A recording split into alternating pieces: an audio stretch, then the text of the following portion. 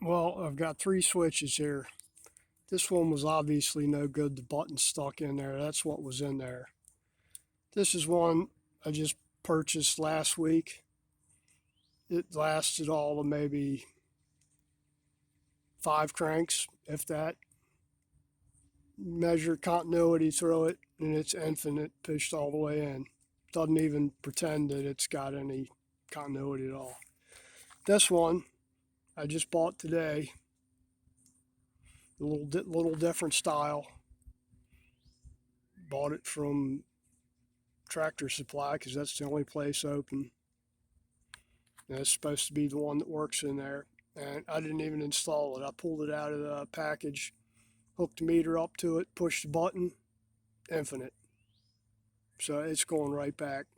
This one's going back to Napa tomorrow to give me another one. That's the second one from them. The first one, this one lasted a little bit longer than the first one they gave me.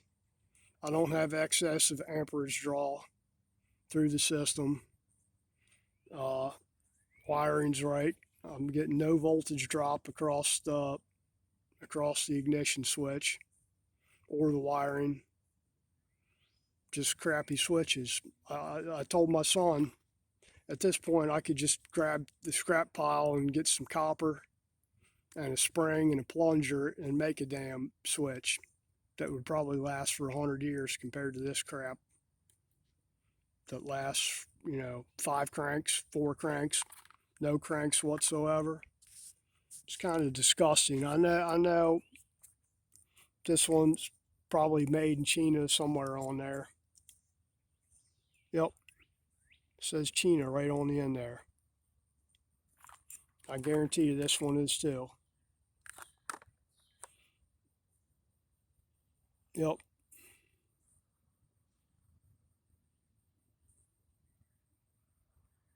Anyway, it's no good. They're all going back. So I'm getting another free switch here, getting my money back on that one. And I'm sure the original switch that was in here originally, that was stock, lasted probably, I don't know, 30, 40 years, something like that. Because these have been replaced recently, or fairly recently. Let me see here. Yeah, it's pretty bad when you got your specs on and you still can't read. Guess I need some new ones. Need some of them magnifying specs, like Coke ends of Coke bottles, so I can see what I'm doing. So we'll return those. Other than that, it's a fairly nice Sunday night out. Rained today for a little bit.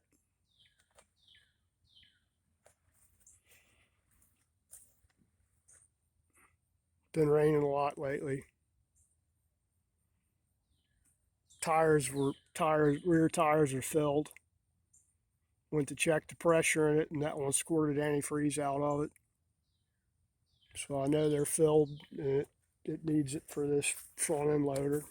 I think this is a Wagner WM3 or 4 or something like that on the loader, and it's going to need. It works, but still need to check the fluid in it and probably change it and service the filter up front there. I thought it was WM3, but the Wagner WM3, but it's got the dual cylinders up here. I can't find any markings on the loader body saying that it's Wagner or whatever, but that's what it looks like. If anybody knows any different, let me know. It needs some more. The cylinders are good; they're not leaking. There's a leak up at the front here on where the pump goes into the body there. I couldn't believe this thing actually holds. When I looked it up, it said it holds 8 gallons. I guess it does. It's a pretty stout body there. We'll find out. Need to replace these lines while I'm at it. At least, I don't know if I'll do all of them. I know I'll do this one here. It's scary operating that loader with these decrepit looking hoses. That one there. That one. Definitely that one. These up here look like they've been replaced recently. At least that one has. That one hadn't. Those other ones have.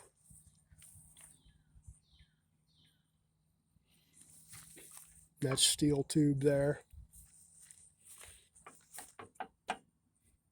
That one's not horrible.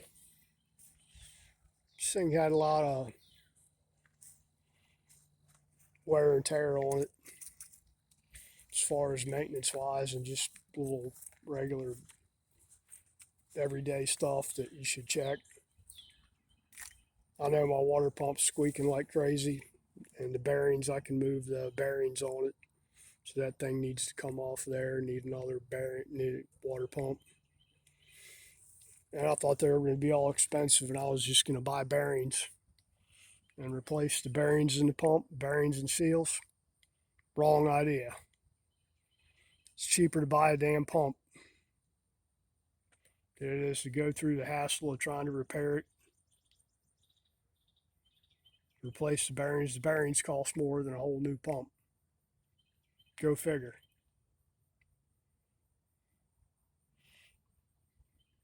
At least my radiator's not leaking any. Knock on wood somewhere.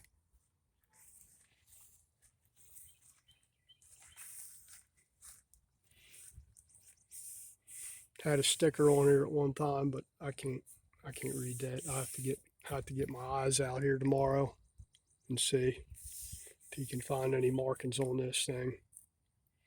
I'm going with that it's Wagner. Loader works good. It's up and down, at least up and down. I haven't tried the bucket cylinders yet. Kind of don't want to use them with nothing on there. But as far as up and down goes, it shoots right up like it should. I don't know if it'll carry any weight or not, but we'll find out. I'm going to have to weld that bucket up, reinforce it, and weld it where it busted bottom mount off of one side of it, beat it back together, reinforce it with some plate steel. And there's some cracks up here on the body somewhere. I think in here, that weld's cracked on the inside there. And that one looks like it's been repaired before. Booger welded is what I call it. Somebody got their stick welder out and booger welded some weld on there.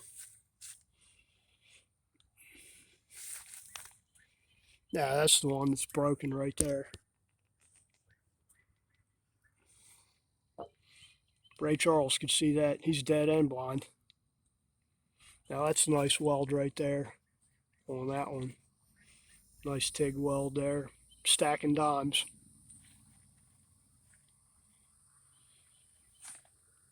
That one's booger welded on this side.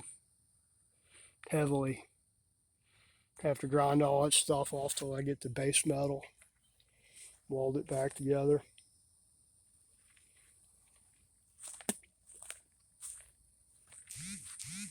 All in all, I'm fairly pleased with it, other than this little problems that creep up that aren't the fault of the tractors. It's totally the fault of aftermarket manufacturers not doing their quality control. And what do they care? If they make 1 million products and they have a 10% return or whatever, how's that hurt them? Not really. It's just a state of the world. Built-in obsolescence on everything, and in this case, not even built-in obsolescence. The stuff just don't work brand new. I've got a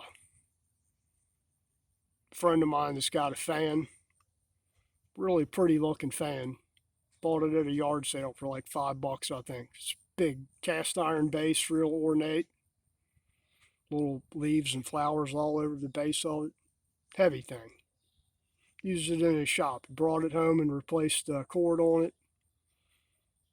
Thing really sings. Got steel blades in it. And figure the looks of it, it was probably made in the 30s. Doesn't look like 40 styling, looks like 20s or 30s styling. Thing works great. Chop your fingers off if you didn't have the cage on top of it. Moves a lot of air. Also uses a lot of electricity. I'm sure the brushes have probably never been replaced in that thing, and it just goes and goes and goes. Got a little oil cup on the back of it for the armature bushings, but it works. Like I said, why make a good product when you can make something just to make a buck real quick, like, and screw your customers over? Doesn't matter if you can make a simple damn switch or not. All right, that's enough. I need to go have a beer. Calm down. All right, thanks everybody.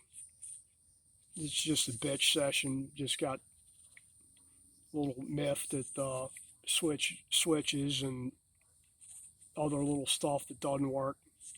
Had a spate of that lately, not just on this thing, but other stuff. Ordered some fork seals for a motorcycle. Wrong ones. And reordered them. So that, and it said set. It said seal set, seal kit. What did they send me? They sent me one seal.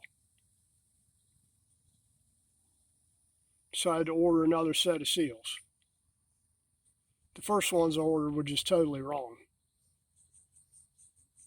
Wrong size, wrong year, wrong everything.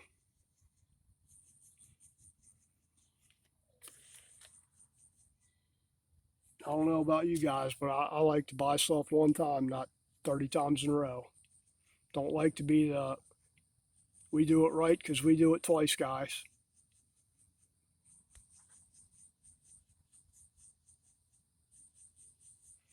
All right, thank you. We're at that point where I give the spiel. If you like my channel, subscribe, like, share, comment, all that jazz. Hit that notification bell. All right, thank you. Have a good week, y'all.